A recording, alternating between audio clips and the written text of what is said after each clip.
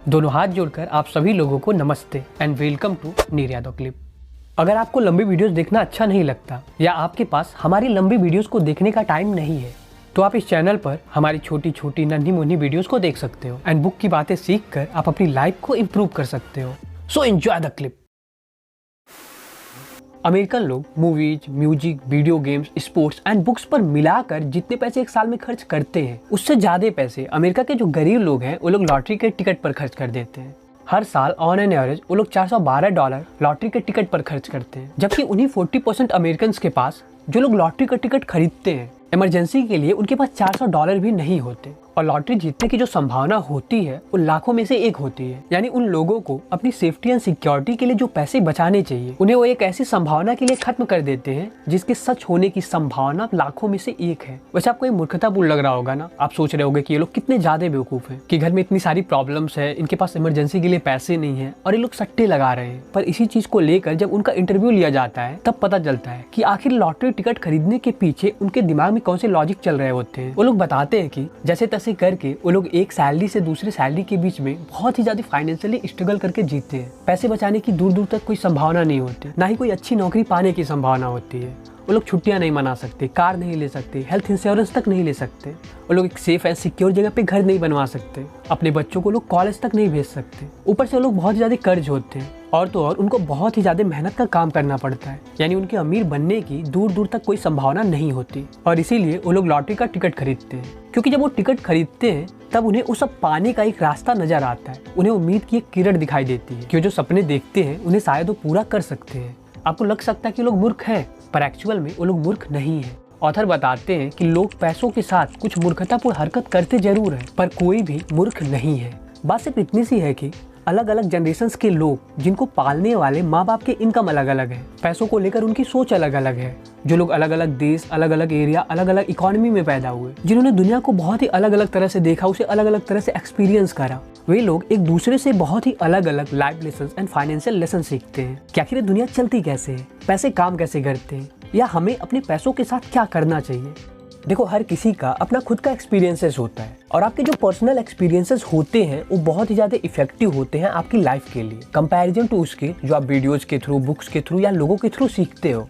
तो आखिर पैसे काम कैसे करते हैं, इसको लेकर मेरा और आपका, हम दोनों का सोच अलग अलग हो सकता है, क्योंकि हमारे पर्सनल एक्सपीरियंसेस बहुत ही अलग अलग है। शायद आपके लिए जो बेवकूफ़ी भरा लग सकता है वो मेरे लिए मायने रखता हो, शायद मेरे लिए जो गलत हो वो आपके लिए सही हो सकता है, क्योंकि हम दोनों ने दुनिया को बहुत ही अलग अलग तरीके से देखा है और इसीलिए हम दोनों अपनी अपनी जगह पर सही भी हैं। 2006 में national bureau of economic research ने सर्वे ऑफ कंज्यूमर फाइनेंस के 50 सालों के कामों पर रिसर्च किया, जिससे उन्हें पता चला कि आखिर जो अमेरिका के लोग हैं वो अपने पैसों के साथ क्या करते हैं। इस रिसर्च से उन्हें पता चला कि लोग पैसों से रिलेटेड जो भी डिसीजंस लेते हैं वो अपने पास्ट के एक्सपीरियंसेस के बेसिस पर लेते हैं। वो कितने पढ़े लिखे हैं, कितने इंटेलिजेंट हैं, कितने बेवकूफ़ हैं, कुछ भी मैटर नहीं करता। उन्होंने अपनी लाइफ में पैसों से रिलेटेड जो भी एक्सपीरियंस किया है, खासकर अपने बचपन में, उसी के हिसाब से पैसों को लेकर वो लोग डिसीजंस लेते हैं। मैं आपको कुछ एग्जांपल देता हूँ जिससे आपको अच्छे से समझ में आए। During the second world war Germany का स्टॉक मार्केट पूरी तरह से क्रैश कर गया। जर्मनी के खेतों में केवल उतने ही अनाज पैदा होते थे कि लोग केवल 1000 कैलोरी ही डेली कंज्यूम कर पाते थे, जबकि इसी time American stock market 2 times अधिक तेजी से ग्रो किया। यानी उस टाइम के जर्मनी के लोगों ने पैसों को लेकर, गरीबी को लेकर, अनएम्प्लॉयमेंट को लेकर, स्टॉक मार्केट को लेकर जो कुछ भी एक्सपीरियंस करा वो उस टाइम का एक अमेरिकन सोच भी नहीं सकता है। शायद उस टाइम एक अमेरिकन के लिए स्टॉक मार्केट में पैसे इन्वेस्ट करना बहुत ही अच्छा डिसीजन था और वहीं पर एक जर्मन के लिए बहुत ही खराब।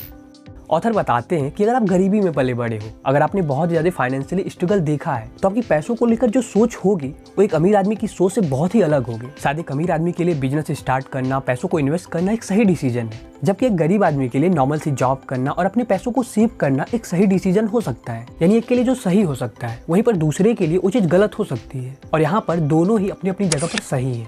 ऑथर बताते हैं कि पैसों को लेकर आपके खुद के जो एक्सपीरियंसेस होते हैं, जो आपकी सोच होती है, वह इस पूरी दुनिया के लोगों के एक्सपीरियंसेस के सोच के केवल 0.0000001% होता है। लेकिन आपके एक्सपीरियंसेस के अकॉर्डिंग ये दुनिया आपके लिए 80% चलती है। यानी जैसा आप सोचते हो। तो आप जरा सोचो कि अगर आपके एक्सपीरियंसेस गरीबों वाले हैं तो आप कैसे अमीरों जैसे डिसीजन ले सकते हो और अमीर बन सकते हो। क्योंकि ऐसा तो है नहीं कि अगर आप गरीबी में पैदा हुए हो, आपकी एक्सपीरियंसेस गरीबों वाले हैं, तो आप कभी भी अमीर नहीं बन पाओगे, क्योंकि वो जो एक्सपीरियंसेस है वो आपकी किस्मत है। ऐसा तो है नहीं। तो देखो, मुझे ऐसा लगता है कि अब आपको कम से कम पता है कि आपको जो लग रहा है आपकी एक्सपीरियंसेस के बेसिस पर कि ये सही है, वो गलत हो सकता है। तो कम से कम आपको इतना पता है, यानी आप अवेयर हो एक तरह से।